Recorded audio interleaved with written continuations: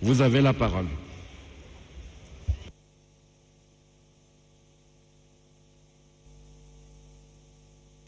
Micro-baladeur à la commission.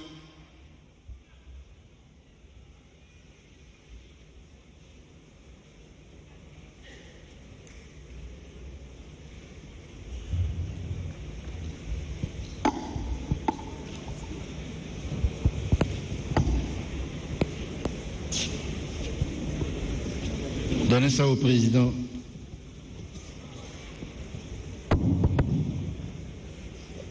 Merci, Monsieur le Président.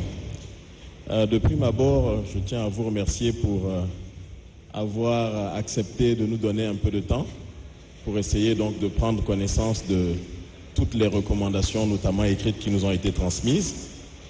Avant donc de vous lire la synthèse, j'aimerais préciser que, comme nous l'avions indiqué déjà hier, globalement, la plupart des constats et la plupart des recommandations sont déjà globalement prises en compte donc, dans le document initial que nous avons élaboré et partagé.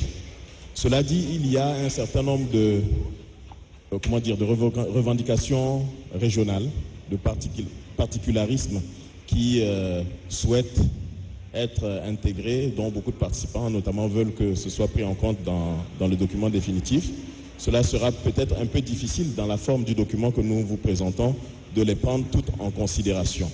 Mais je tiens d'ores et déjà à vous rassurer sur le fait que ces recommandations complémentaires pourront être intégrées sous forme d'annexe dans le document définitif de notre commission. En laissant la parole tout à l'heure au professeur Ali, qui est notre rapporteur général, il expliquera notamment la méthodologie que nous souhaitons mettre en œuvre donc, pour prendre en compte toutes ces recommandations-là. Pour ce qui est de la synthèse de nos travaux, et je vais la lire, les conclusions des travaux thématiques portant sur les politiques publiques sectorielles ont été présentées le 21 septembre 2022 à la plénière, puis débattues jusqu'au 23 septembre 2022 par les participants au dialogue national inclusif et souverain. Il convient de rappeler de prime abord qu'une politique publique expose les orientations et les objectifs privilégiés par un gouvernement ou une collectivité sur une ou plusieurs questions d'intérêt public. Agriculture, santé, éducation, environnement, emploi, genre, etc. Elle se décline en orientations stratégiques qui harmonisent les différents secteurs d'activité pour répondre de façon pratique aux besoins matériels et immatériels des populations sur un territoire donné. Ainsi, les politiques publiques sectorielles qui en découlent sont des outils et des moyens mis en œuvre par les pouvoirs publics pour atteindre des objectifs précis. C'est le cas de la politique agricole pour assurer la sécurité et la souveraineté alimentaire des populations humaines et animales. C'est le cas de la politique extérieure, par exemple, pour assurer une meilleure place du Tchad dans le concert des nations et associer les Tchadiens de l'étranger au processus du développement de leur pays. C'est le cas aussi de la politique de santé, dont le rôle est donc de lutter efficacement contre les maladies, et j'en passe. L'assemblage de ces différents secteurs devient des objectifs globaux mis en œuvre pour assurer la satisfaction des besoins et les aspirations des populations, de l'État et de l'environnement biophysique qui abrite le pays. Aussi, dans le cadre de l'exercice d'évaluation globale de la situation de notre pays, en termes de politique publique sectorielle, quelques constats amers remontant pour certains à l'origine de notre pays en tant que république ont retenu l'attention des participants aux consultations nationales organisées au cours des travaux préparatoires du dialogue national inclusif et souverain. Au niveau politico-stratégique, il se constate une absence de politique harmonisée, énonçant clairement les intérêts stratégiques des populations, de l'État et de l'environnement biophysique du Tchad. C'est pourquoi il se manifeste des failles par l'empilement des normes législatives inappliquées, inapplicables ou désuètes, des critères d'organisation et de gestion contradictoires difficiles à respecter en interne au secteur et par les autres parties prenantes nationales, locales et internationales. Au niveau stratégico-politique, il se constate une absence de politique sectorielle harmonisée en termes de développement et paix et greffée à une politique publique du Tchad, avec pour conséquence une insuffisance, voire une absence de vision partagée par les porteurs, usagers et partenaires d'un secteur et entre les secteurs, ligne stratégique garantissant les intérêts stratégiques de survie de vie et de survie du Tchad en termes de développement et de paix, articulant au moins 2 générations. Fichier de compétences par secteur et national conçu par les nationaux eux-mêmes sans interférence aucune. Culture tchadienne ancestrale d'entraide socio-économique et du respect de la différence à l'intérieur du pays, mais curieusement entretenue à l'extérieur. Il y a trop de bruit et je me demande si vous écoutez ce que dit le président de la commission. Si ça ne vous intéresse pas, il faut le dire. Merci, Président. Donc, absence de plan de gestion environnementale et sociale pour toute initiative en faveur des populations dans leur diversité, de l'État et de l'environnement biophysique. Absence de plan de prévention et d'intervention en cas de dérapage social, d'urgence et de catastrophe. Absence de plan de développement articulant au moins 2 générations, c'est-à-dire 25 ans. Au niveau stratégico-opérationnel, l'ensemble de ce qui précède laisse libre cours à des stratégies de positionnement plutôt que de complémentarité, d'accaparement et ou de privatisation des ressources humaines, matérielles, financières, techniques, temporelles, plutôt que de partage équitable par certains porteurs, usagers et même par certains partenaires extérieurs. Par conséquent, à divers niveaux, les plans d'action en faveur des populations, de l'État et de l'environnement biophysique sont mal conçus et mal mis en œuvre. La question de l'articulation intergénérationnelle et des relations urbain-rurales reste pendante. Il en découle des mécontentements, des frustrations, des rébellions, bref, tout ce qui annihile le progrès du Tchad comme il se doit. De plus, il se multiplie divers conflits au sein d'un secteur et ou entre les secteurs, entre les acteurs politiques et stratégiques,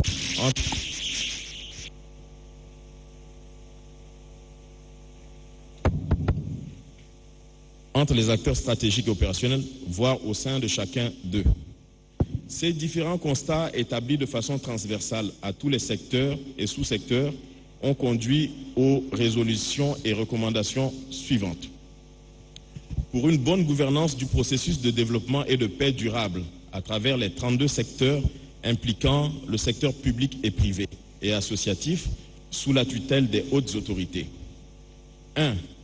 Édifier le Tchad post-DNIS en asseyant, appliquant et respectant une politique publique sectorielle capable de satisfaire de manière permanente les besoins basiques ainsi que les intérêts stratégiques des populations, de l'État et de l'environnement biophysique dans un plan sur au moins 50 ans décliné en plans provinciaux fédérateurs des enjeux des populations dans leur diversité socio-professionnelle, urbaine et rurale. 2. Combattre l'injustice et les inégalités dans l'affectation des ressources humaines, matérielles et immatérielles, notamment l'impunité, le népotisme, la prévarication, la corruption et le favoritisme par l'organisation des États généraux, par l'instauration d'un contrôle a priori ainsi que par l'instauration d'un exercice biannuel de suivi et évaluation des secteurs, des entreprises et organismes sous tutelle afin de rendre compte à la fois à la hiérarchie, à l'hétérarchie et aux usagers des services publics. 3. Inventorier, toiletter et actualiser tous les textes législatifs et réglementaires déjà adoptés ou en cours d'élaboration pour les conformer aux intérêts stratégiques des populations, de l'État et de l'environnement biophysique avant leur mise en application effective ou leur adaptation aux contraintes du moment et accélérer la signature ou l'adoption de ceux en voie de promulgation. 4. Assurer une plus grande justice et équité dans l'accès des services publics, autant dans la capitale que dans les provinces, et plus spécifiquement instaurer le principe d'affectation d'un pourcentage des ressources extraites du sous-sol à chaque province où les ressources naturelles et minérales sont exploitées, tout en prenant des mesures pour éviter les situations de monopole divers, la privatisation et l'accaparement des ressources par des minorités au détriment de l'intérêt général et du plus grand nombre. 5. Mettre en œuvre dans tous les secteurs une organisation et une gestion axée sur les résultats avec obligation de transfert de compétences aux nationaux et aux locaux. 6. Pratiquer en termes de développement Le principe de subsidiarité où la hiérarchie, l'hétérarchie et la polyarchie se démontrent concrètement sans pour autant qu'elles se chevauchent sur le terrain. 7. Informer tous les acteurs à différents niveaux du processus pour que chacun assure le contrôle social sur l'autre, dont l'emploi du pouvoir d'influence positive des femmes sur les hommes et vice-versa. 8.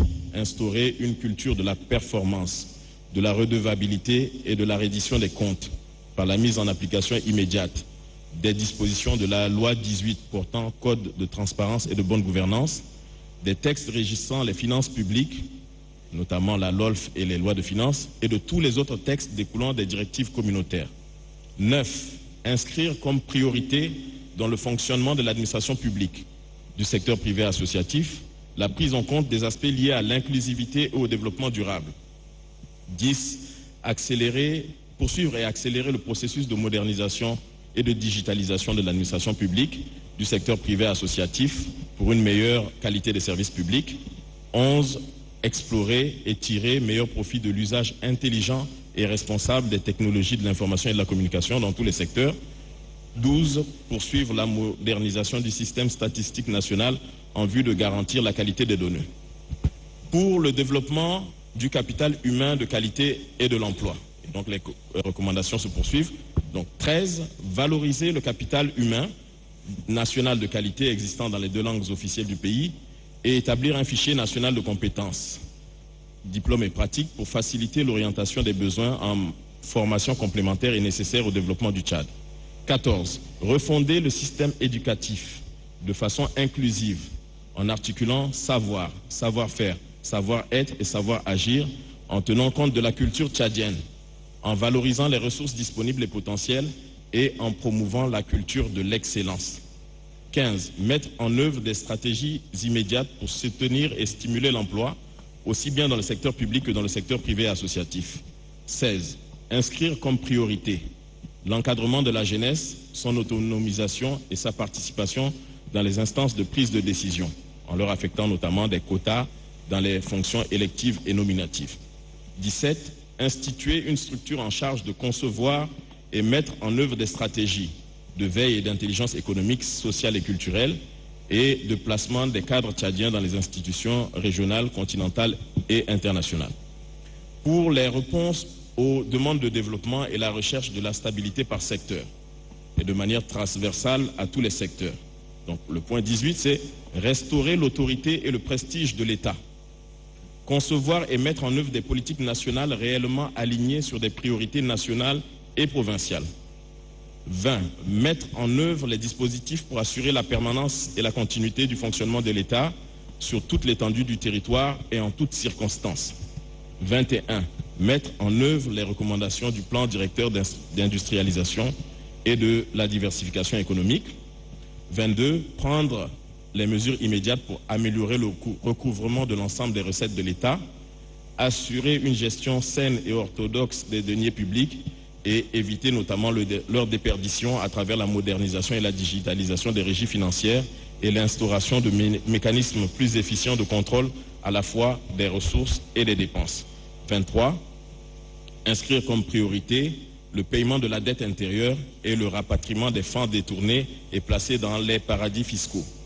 24. Mettre en place de manière immédiate des stratégies pour l'élaboration, l'exécution et le contrôle par les organes concernés des lois de finances basées rigoureusement sur les budgets programmes pluriannuels en vue de refonder le système éducatif national en privilégiant les formations en adéquation avec le marché de l'emploi ainsi que les besoins actuels et futurs du pays, restaurer les bourses d'études, allouer des moyens conséquents aux provinces dans une perspective de synergie actionnelle au niveau de la base, soutenir et stimuler l'emploi, particulièrement en milieu jeune et en faveur des femmes aussi bien dans le secteur public que privé et associatif, soutenir la création et le fonctionnement des incubateurs pour le développement des PME-PMI, promouvoir la préférence nationale et accompagner les initiatives de toutes les provinces visant à réduire la forte dépendance du pays vis-à-vis de l'extérieur en soutenant le développement des filières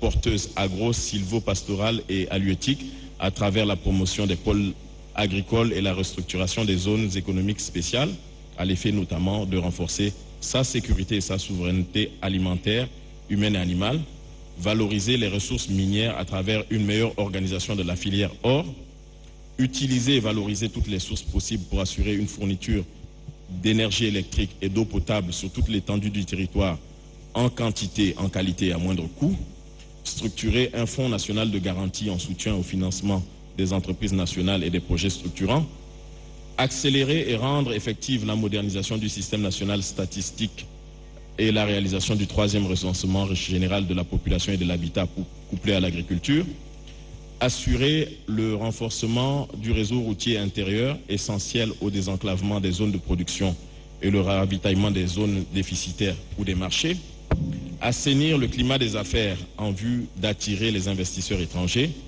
accélérer la diversification de l'économie nationale et développer un tissu industriel national et à petite échelle pour la transformation des potentialités importantes du pays, doter la diplomatie des moyens d'action en vue de jouer un rôle plus important dans la captation de sources de financement publics et privés en vue du développement du pays, associer et impliquer la diaspora dans le développement économique, socio-économique, culturel, environnemental et politique du pays, et promouvoir une diplomatie économique et de développement, améliorer globalement les conditions de vie des Tchadiens à travers une répartition équitable des richesses, des infrastructures et des services sociaux de base, santé, éducation, accès à l'électricité, à l'eau, au foncier, etc. 25. Tirer profit des partenariats publics et privés et des financements alternatifs innovants pour le financement des projets structurants. Soutenir les objectifs de développement et l'industrialisation du pays. 26. Améliorer les conditions de vie des Tchadiens de toutes les provinces à travers une répartition équitable des richesses, des infrastructures et des services sociaux de base. 27. Mettre en place un comité chargé d'engager la procédure pour le rapatriement des objets et œuvres d'art spoliés par la France et prendre les dispositions pour leur retour au Tchad. 28. Valoriser les langues nationales dans toute leur diversité et promouvoir leur rôle en tant que véhicule de savoir. 29. Valoriser l'expertise des forces de défense et de sécurité dans tous les domaines, et notamment du génie militaire dans la réalisation des travaux d'aménagement divers et d'intérêt public. 30. Enfin, faire des technologies de l'information et de la communication un réel outil de développement et de valorisation du pays, de sa diversité culturelle, du bilinguisme et de promotion de la culture de la paix, de la cohabitation pacifique et du vivre ensemble, soutenu par un programme soutenu de renforcement des capacités des jeunes et des femmes. Il est à noter, Monsieur le Président, que ces résolutions qui seront adressées au gouvernement de transition post-déniste n'occultent pas pour la suite la prise en compte de toutes les recommandations, celles qui sont issues à la fois des pré-dialogues et toutes celles qui ont été remises ici lors donc des travaux de notre commission pendant les travaux. Un rapport circonstancié tiendra compte de toutes ces recommandations pour les 32 secteurs pour servir de base à la planification des actions de développement et de paix pour le futur Tchad que nous voulons tous. Fait à N'Djamena le 24 septembre, les participants. Je vous remercie.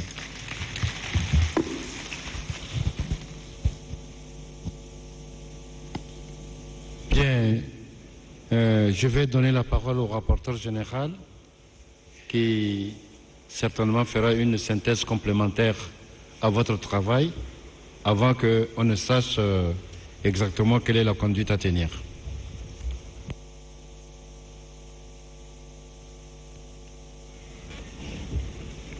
Merci, Président.